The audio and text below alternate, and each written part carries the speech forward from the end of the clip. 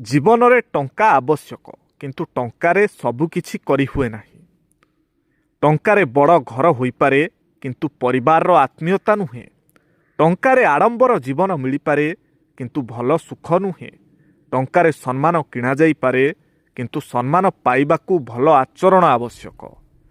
ଟଙ୍କାରେ ମହଙ୍ଗା ଆଲୋକ କିଣାଯାଇପାରେ, କିନ୍ତୁ ହୃଦୟର ଆଲୋକ ନୁହେଁ। ଟଙ୍କାରେ ମୂର୍ତ୍ତି ମିଳିପାରେ, କିନ୍ତୁ ଭକ୍ତି ନୁହେଁ। ଟଙ୍କାରେ ଭଲ ଶଯ୍ୟା କିଣି ହୋଇପାରେ, କିନ୍ତୁ ଆରାମଦାୟକ ନିଦ ନୁହେଁ। ଟଙ୍କାରେ ଖାଦ୍ୟ ମିଳିପାରେ, କିନ୍ତୁ ଭୋକର ସନ୍ତୁଷ୍ଟି ନୁହେଁ। ଟଙ୍କାରେ ଔଷଧ କିଣାଯାଇପାରେ, କିନ୍ତୁ ସୁସ୍ଥ ସ୍ୱାସ୍ଥ୍ୟ ନୁହେଁ। ଟଙ୍କାରେ ବହି କିଣାଯାଇପାରେ, କିନ୍ତୁ ଜ୍ଞାନ ନୁହେଁ।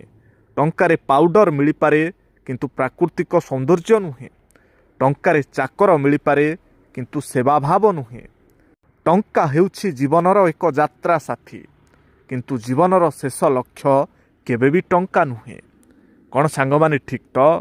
କମେଣ୍ଟରେ ଆପଣଙ୍କର ଉତ୍ତର ଲେଖିବା ପାଇଁ ଅନୁରୋଧ।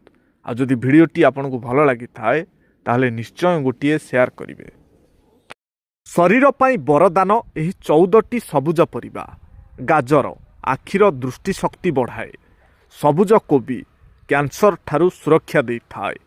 ମଟର ପ୍ରୋଟିନ୍ର ଭଲ ଉତ୍ସ। ଆଳୁ ଶକ୍ତିର ଭଲ ଉତ୍ସ ଅଟେ। ସିମଲା ମରିଚ ଚର୍ମ ପାଇଁ ଉପକାରୀ। ଲାଉ ଓଜନ କମାଇବାରେ ସାହାଯ୍ୟ କରେ। ମୂଳା ପାଚନକୁ ସୁଧାରେ। ଟମାଟୋ ହୃଦୟ ସଫା ରଖିବାରେ ସାହାଯ୍ୟ କରେ।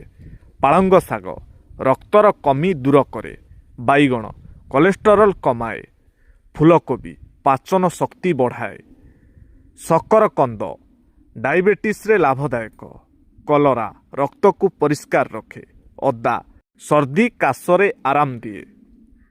ସାଙ୍ଗମାନେ, ଯେଉଁ ସ୍ୱପ୍ନ ତୁମେ ଶୋଇଥିବା ବେଳେ ଦେଖ ତାହା ସ୍ୱପ୍ନ ନୁହେଁ। ଯେଉଁ ସ୍ୱପ୍ନ ତୁମକୁ ରାତିସାରା ଶୁଆଇ ଦିଏ ନାହିଁ ତାହା ହିଁ ବାସ୍ତବରେ ସ୍ୱପ୍ନ। ଯେକୌଣସି କାମର ଶେଷ ଏତେ ସହଜ ହୋଇନଥାଏ। ଏଣୁ ଯେତେ ବ୍ୟତିବ୍ୟସ୍ତ ହେବ ସମୟ ତୁମ ସହିତ ସେତେ ଖେଳିବ। ଜୀବନରେ କୌଣସି ଏକ ପରିସ୍ଥିତିରେ ଅସଫଳ ହେଲେ କିମ୍ବା ଖରାପ ସମୟ ଦେଇ ଗତି କରୁଥିଲେ ମନେ ରଖିବ ଯେ କେବଳ ତୁମ ପରିବାର ହିଁ ତୁମ ସାଥିରେ ଛିଡ଼ା ହେବେ। ବନ୍ଧୁ କିମ୍ବା ଜ୍ଞାତି କୁଟୁମ୍ବ ଏ ସମୟରେ ସାହାଯ୍ୟର ହାତ ବଢ଼ାନ୍ତି ନାହିଁ। ଅନ୍ୟମାନେ କେବଳ ଅଭିନୟ କରିପାରନ୍ତି। ଆଜିର ଦୁନିଆରେ ଏ ହେଉଛି ବାସ୍ତବତା। କ'ଣ ସାଙ୍ଗମାନେ ଠିକ୍ ତ? କମେଣ୍ଟରେ ଆପଣଙ୍କର ଉତ୍ତର ଲେଖିବା ପାଇଁ ଅନୁରୋଧ। ଆଉ ଯଦି ଭିଡ଼ିଓଟି ଆପଣଙ୍କୁ ଭଲ ଲାଗିଥାଏ ତାହେଲେ ନିଶ୍ଚୟ ଗୋଟିଏ ସେୟାର କରିବେ।